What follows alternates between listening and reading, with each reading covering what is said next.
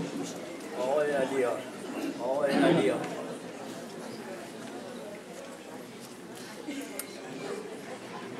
أعوذ بالله من الشيطان اللعين الرجيم وبسم الله الرحمن الرحيم والحمد لله رب العالمين الصلاة والسلام على رسول الله حبيب قلوبنا وصديق نفوسنا أبي القاسم محمد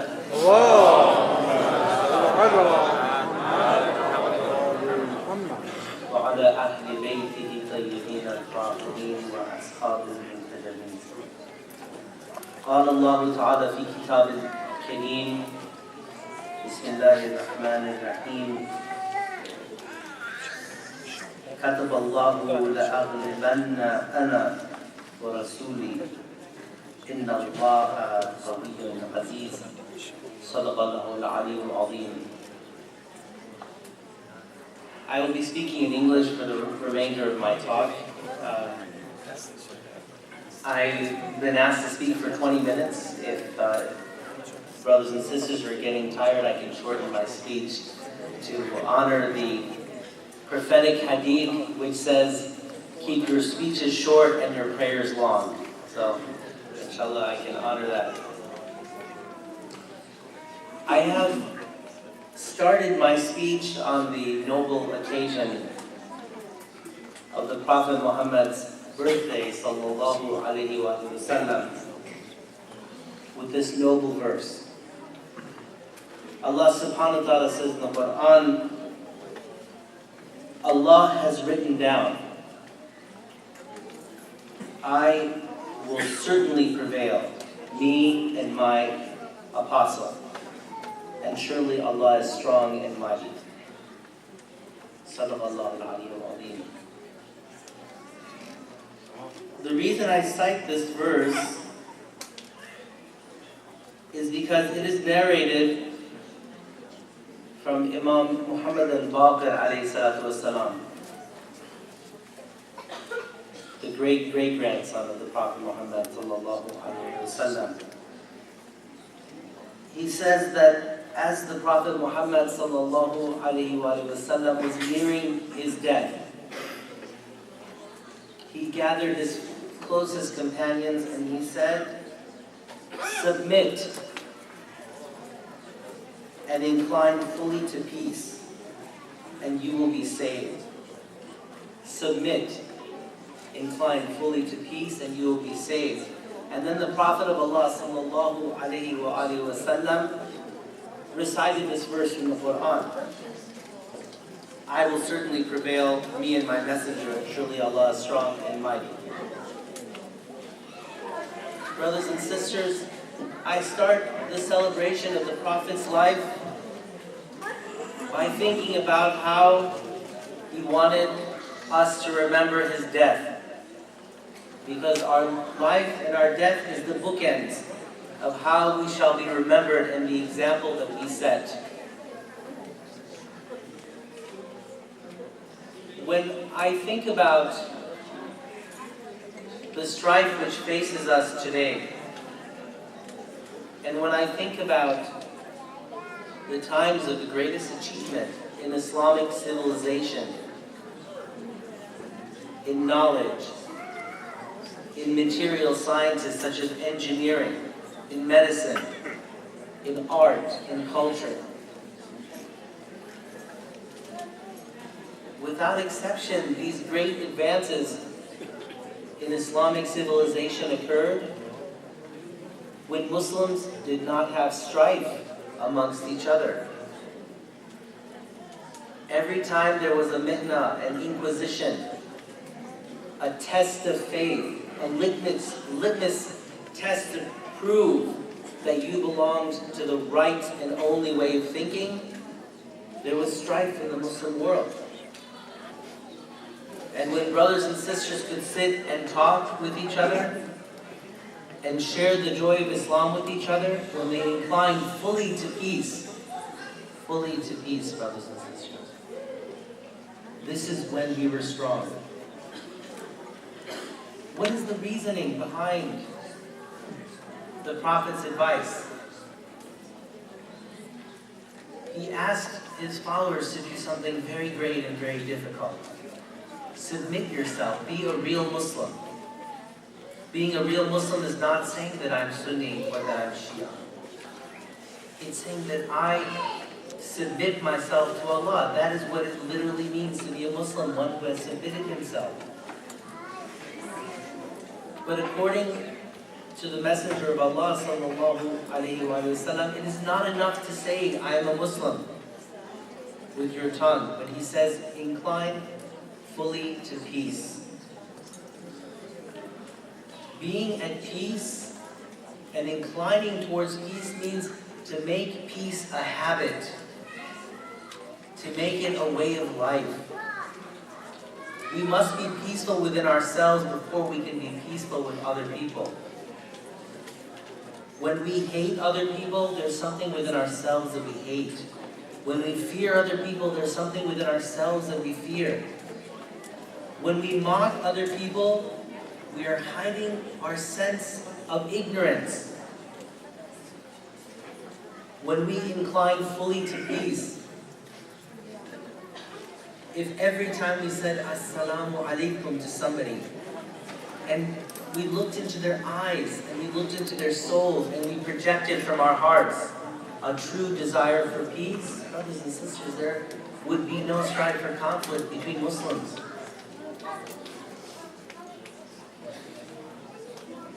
The concept of unity is one which must be distinguished from unification. This might sound like a parsing of words. Unification is when everything is brought together and made to be one way. Like when Germany was split and then they were unified. They became the same country, the same government. Everybody had to follow the same laws. This was unification. Unity means you have one purpose, but you may have different ways to achieve that purpose, but you are encompassed together.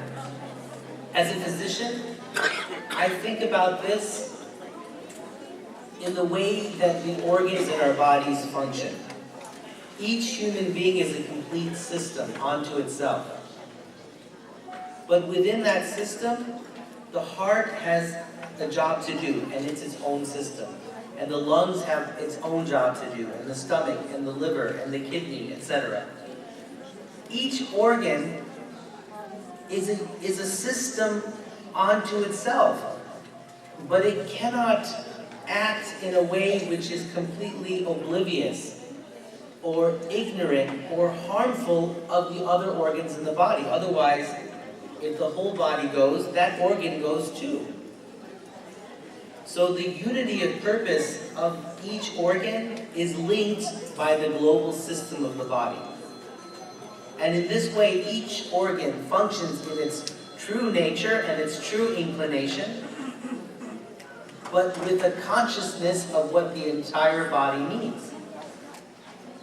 And we are one body, brothers and sisters. We are one ummah. Ummah comes from the word meaning mother. The ummah is the collective system. It is the one expression of being a Muslim. If we said that the heart must act like a liver and start filtering toxins or storing sugar, it would destroy the heart. The heart is made to pump blood. And if we demanded that another organ act like another organ for the sake of unification, we would destroy the system. Within Islam and within humankind in general, Allah subhanahu wa ta'ala, as He has said in the Quran, has given us different talents. He has given intelligence to some people, He has given strength to others, He has given emotional perception, social intelligence, scholastic intelligence. Some people Allah has made to love physical labor, and others to sit and debate. Others He's given a maternal or a paternal sense of care for children. For others, He has made them understand the life and the language of plants or animals. It is no surprise that within Islam we have in the same experience from, if you think about it, it's like a Persian carpet. You know, if you look at the very center, there's just one dot. And then the further out you go, the more complexity there is, but it all comes back to that one original point. That original point in this example is the Prophet Muhammad sallallahu alaihi wasallam.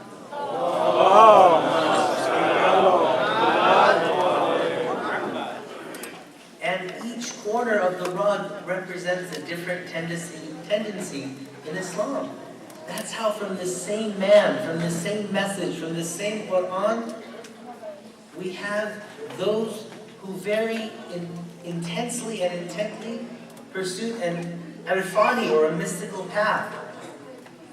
We have those who are very political. We have jihadis, we have the fuqaha, we have the ulama, we have laborers, we have those who love to give charity, those who love to do the ahl al-dhikr, the ahl al-insaf.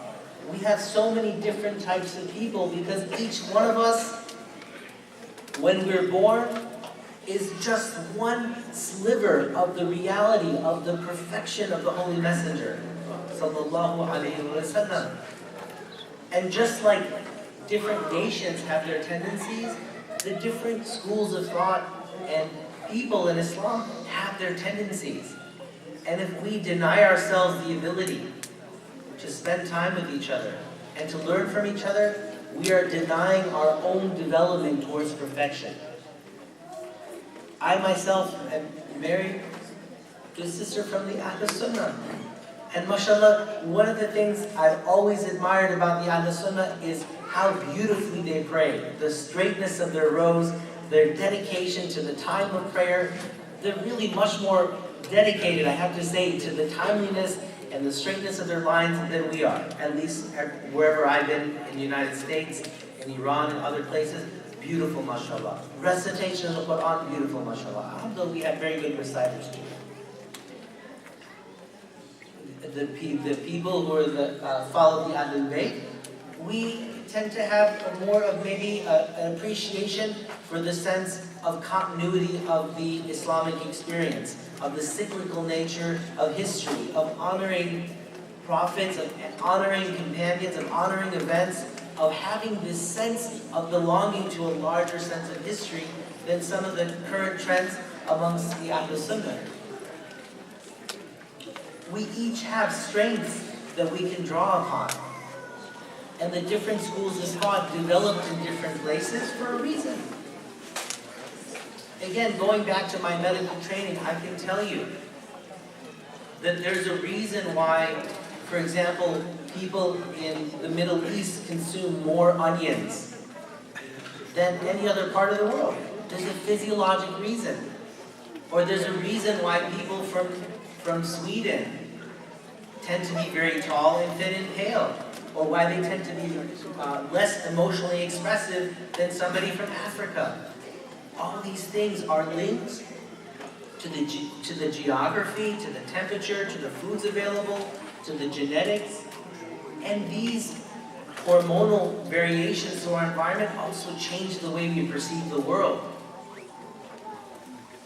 That's why people, from my observation, people from Iran and Afghanistan and India have always tended to have more of a sensibility and appreciation of the mystical aspect of Islam, of poetry, seeing things and talking a lot about nur and these types of things. Whereas brothers and sisters from the Arab countries or from Indonesia, Malaysia, they have different levels of appreciation because they're different people. And if we don't travel and if we don't see ourselves as one body, we won't be able to benefit from each other. The blood which runs in our veins, the blood which runs in this ummah is the Quran. And the Prophet of Allah sallallahu alaihi wasallam was the living Quran.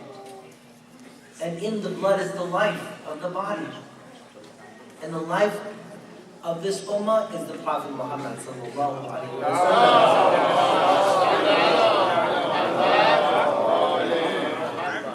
So So if we think about the advice that the Holy Messenger himself gave to us, because remember, the path of Islam is the path of love, brothers and sisters.